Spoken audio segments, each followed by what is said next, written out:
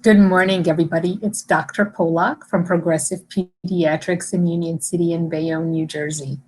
Thank you so much for joining me today for today's Insights with UMD, our Facebook Live that we do every Friday morning at 10 a.m.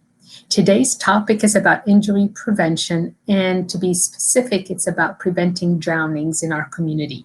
Now that it's summertime, everyone's happy to be outdoors, and a lot of people are going swimming. So it is about injury prevention, especially drowning.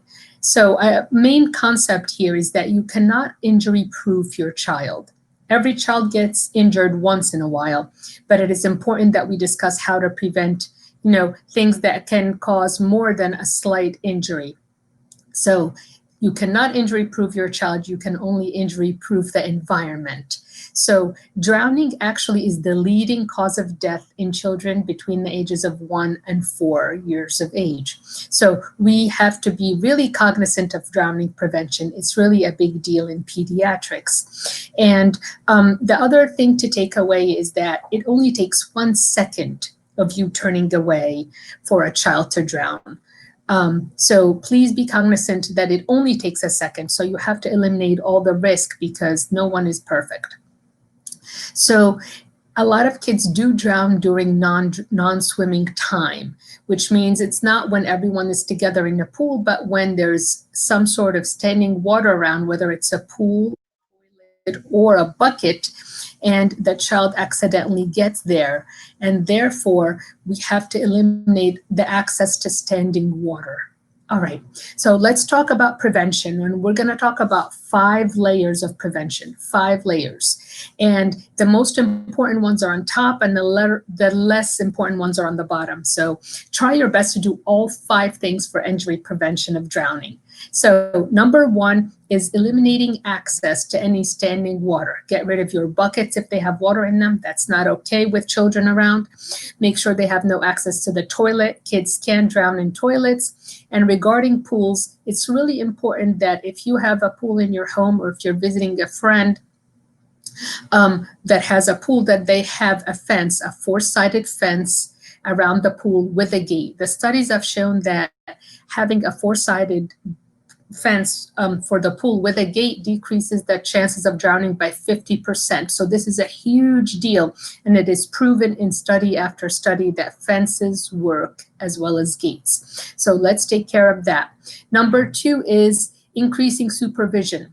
If there is a child with you, and especially if you're at a party or a gathering, no matter how small or large, one adult should be responsible for the supervision of the children at all times near the water.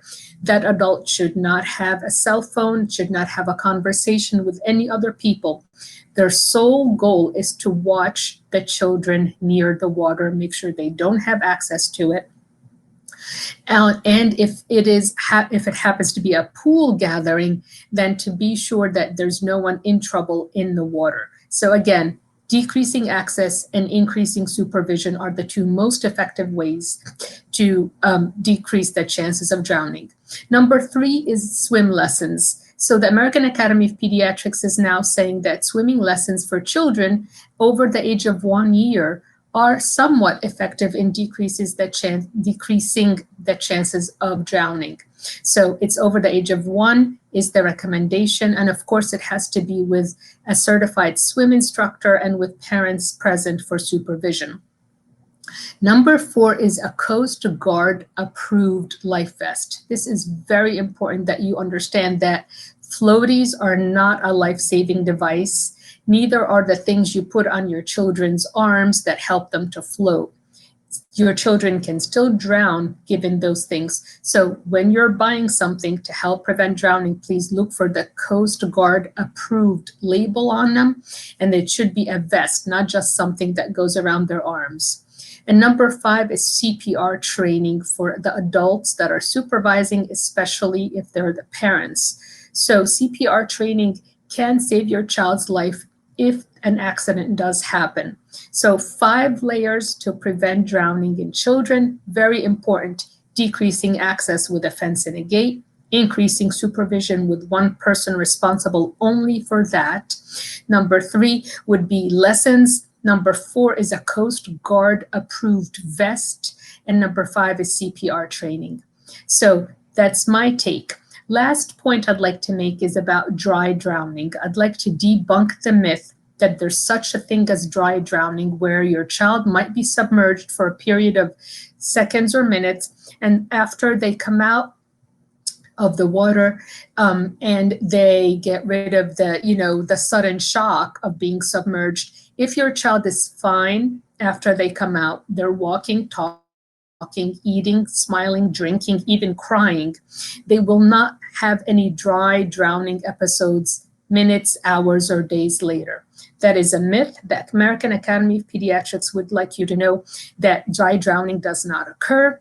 So here we are. We had a small little discussion about drowning. I hope it's helpful. I really hope you share it with your friends, anyone with small children. And one more thing, before I forget, is yes, the age group of between 1 and 4 is the highest risk, but the second highest risk is males, especially between the ages of 15 and 19, who do not know how to swim and sometimes can be risk takers. So parents, if your children are 15 to 19, especially boys, make sure they know how to swim if they're going in the water, and talk about risk prevention with them. So we are here at Progressive Pediatrics for you in Union City 7 days a week, in Bayonne 5 days a week. We'd like to have discussions with you. We'd love to help you take care of your children and stay safe and healthy. Call us for an appointment, and we're here to help you. Have a great weekend. Bye-bye.